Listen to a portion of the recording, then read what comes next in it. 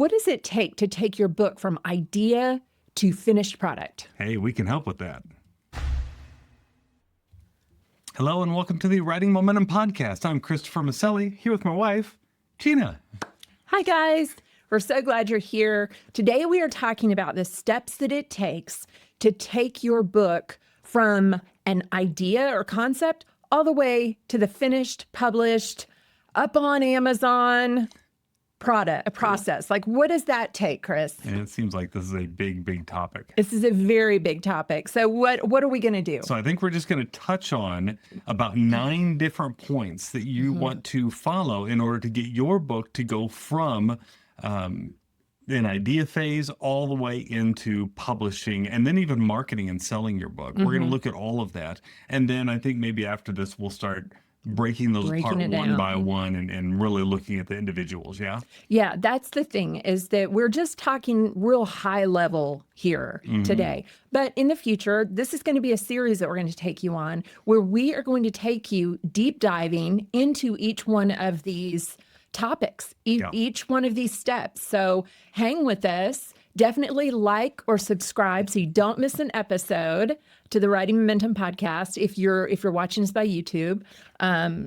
So here we go. All right. So when you are writing your book, or you're thinking, okay, I think I want to write a book. Yep. What is the very first thing that you want to focus on? You want to decide what your genre is. Oh, that seems really simple. That sounds so basic, I'm doesn't write it? a children's book, right? Isn't that it? Oh my gosh. There are so many different subgenres that you can get into. And this is fiction or nonfiction. There are subgenres. You know, the other day I was looking online at some books that were out there, and there's actually a subgenre for medical romance. Medical romance. Why not, right? Why not? So thanks to Amazon, we can get very niche with our genres, with the subgenres. So look at what your genre is, decide what it is, then start looking at the other books within that genre. Look at how they are structured. How are they written? Who is writing them? You even want to look at... We're getting phone calls. We're getting phone calls, and we're just going to roll with it. So you even want to look at like the way the covers in that genre are created, and how long the chapters are. So you may have heard me talk about this on the podcast before, but when I first started writing middle grade novels, one of the things I did is I went to a small bookstore and I found a whole bunch of them on sale, and I bought them all. I bought like 10 different books, and I brought them back to my office, and one by one I started to read through them, but not just read, but I also began to outline what it was that those authors did to make their books successful. And I found that there were definite patterns in how long the chapters were, the way they ended the chapters, the way they start the next chapter, maybe how many subplots they had, right? You want to be thinking about all these things, and it doesn't matter what your genre is. There are going to be certain standards that are going to pop up in that genre. And so you might be writing a nonfiction book in the theology genre, right? So you got to figure out what are other books like that and then learn about them. Now is when you want to outline your own book. Okay. So when you're going to start writing, before you start writing, you want to outline your book. Now, it doesn't mean you have to outline everything and plot out the whole thing. You might be a pantser, right? You write by the seat of your pants, as they say. And in that case, your outline may be very short and sweet. It may just say, here's where I know I want the book to go. But you want to have some kind of outline so you know what in general you're writing, especially if you're writing a nonfiction book. You want to know what every point is that you want to cover and break that up by chapters, just so you know the general direction you're going. Now, if you're a plotter, you may get really deep here at this point and get into all the different subplots and different things that you want to plot out in your book. But once you've done that, you'll have a solid look at what your book's going to be like. And that's when you can start writing. You start writing. Yeah. And we would say write without editing. Don't confuse yourself or get caught up with this isn't quite perfect. Chris will always say, just get it down. Just get it down. You can always go back. Editing is where the magic happens. That's right. So don't second guess your writing. Just keep writing, get it done. And after it's all done, then you can go ahead and do editing. Yeah. So then we're going to go back to getting it edited. Now, once you've written it, you're going to go in and you're going to edit it then. You're going to get it to the point that it is as good as you can get it. And this is where we can talk about this, but this is when you really want to be part of the writing community. You want to have some beta writers giving you feedback. You want to have maybe some writing groups giving you feedback. You want to get some feedback and really polish it as much as you can get it polished. Then it's time to get it edited. And when we say get it edited, we mean professionally edited. Yeah. Professionally edited by people who know what they're looking for and who are going to really help you make your book shine. This is a step a lot of writers skip, right? They think, oh, my book is good enough. I'm going to go ahead and now start submitting it to an editor or something like that, or I'm just going to self-publish it. Don't do that until your book has been edited. Have someone else who's a professional, who's used to doing this, not just someone you know. Pay someone to edit your book, and you will be amazed at what they find in that book that needs to have a little bit of polish. But you'll be so glad you did, because it'll save you a lot of pain on the other end, just knowing that, hey, this is written well now, right? Do you remember the first time that we paid to have one of your books edited? Yeah, it was painful because we weren't making a lot of money then, and it cost so much, and we were like, oh my goodness, is this really worth doing? Because we're clean writers, right? And we were both in the publishing industry. Yes. We were working in the publishing industry. Yes. Chris had written a book. I edited it.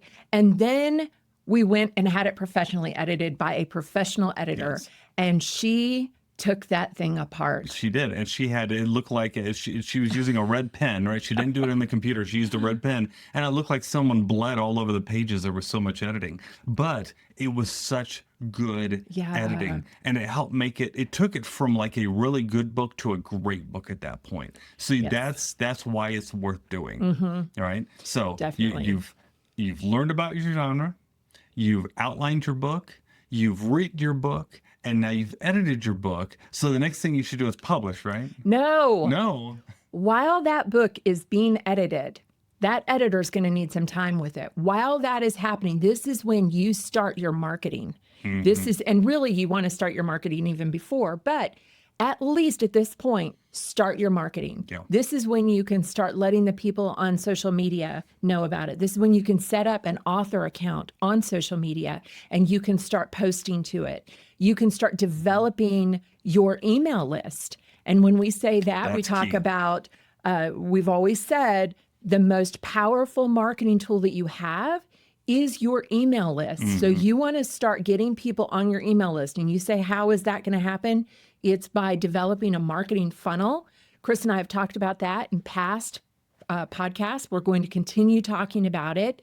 But you're going to develop something that is going to make people want to be on your email list so that you can start communicating with potential buyers. This is also one of those things that a lot of authors skip because they think, oh, I've got it edited. I need to start shopping it around.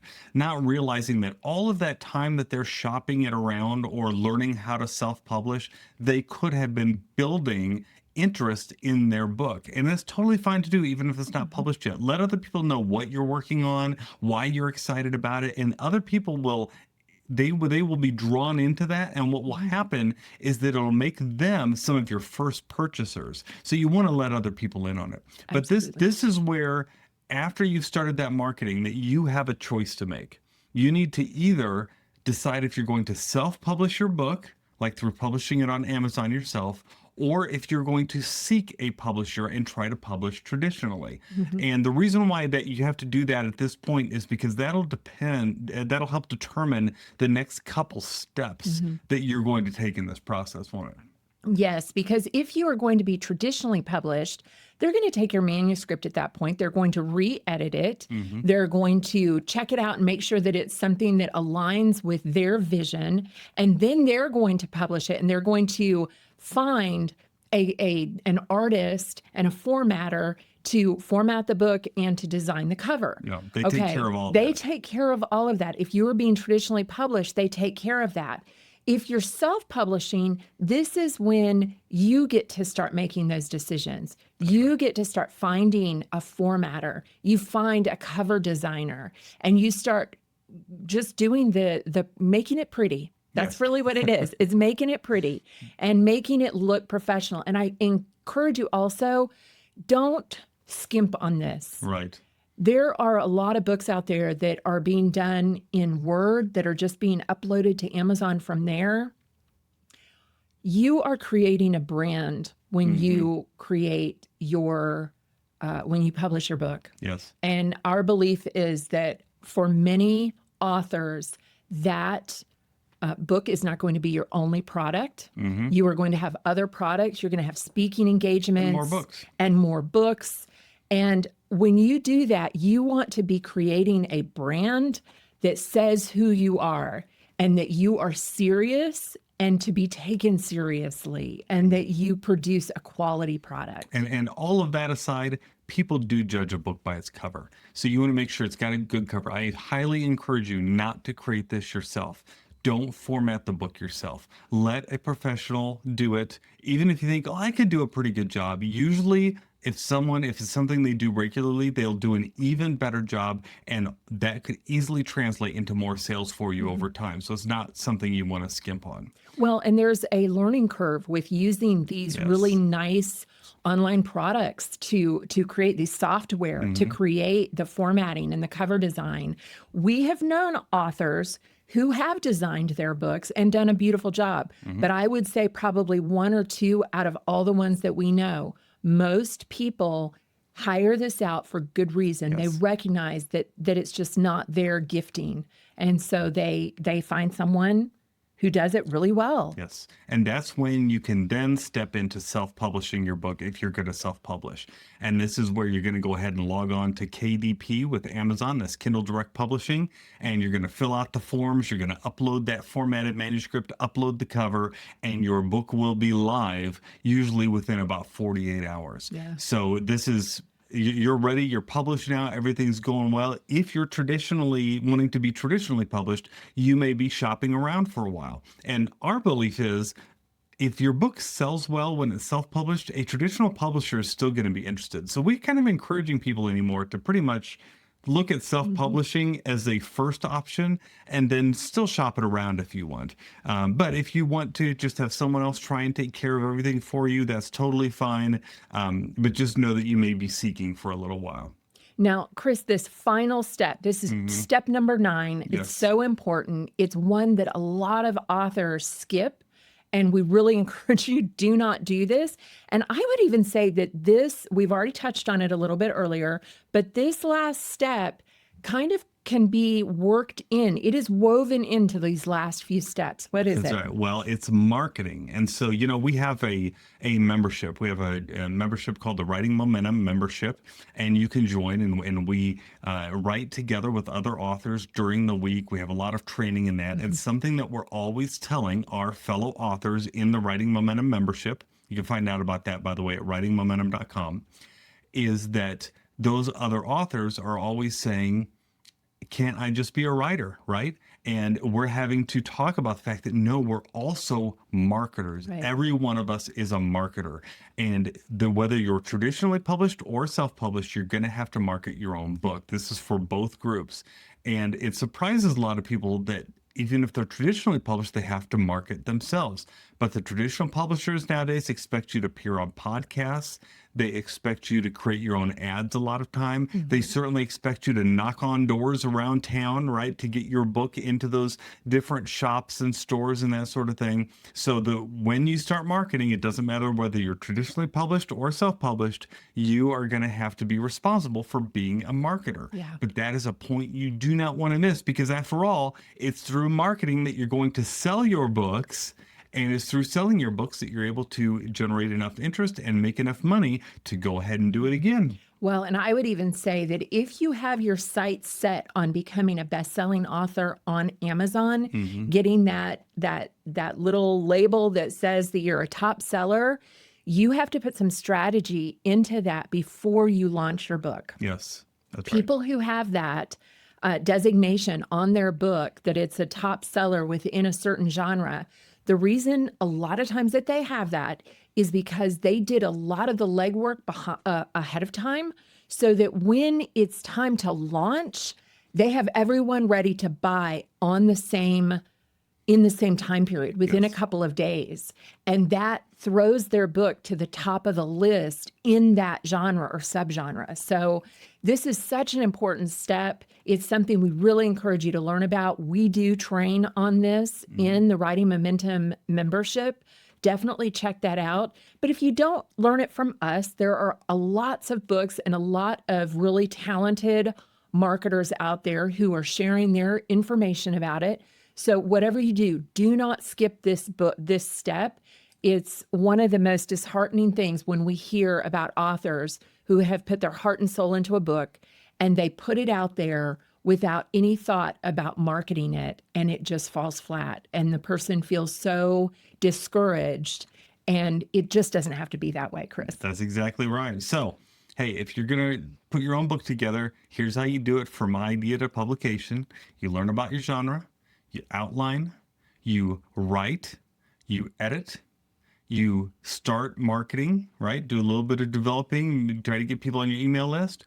You then decide if you want to self-publish or if you want to traditionally publish. Then if you're going to self-publish, you work on the cover and the formatting, and then you do self-publish. And then either way, you have to start to work on the marketing. You do all that. Sounds so simple, right? But if you do all that, you'll have your book out. And here's the thing. These are just bite-sized pieces, each one of these. They're actually not near as difficult as it may sound. I know there's 9 items, but by going through and doing it, you'll realize, a lot of these are actually quite simple. It's just part of the process. And so if you'd like help with that process, hey, join us here at writingmomentum.com. You could join our writers group. It's only $25 a month. We try to keep it very affordable, and we just encourage one another. We have a lot of great training. We have literally hundreds of hours of video training in there, as well as we meet together live, and we'd love to have you join us. And because we don't want anyone to feel like you're having to do this alone. It's really together that we have writing momentum. Bye.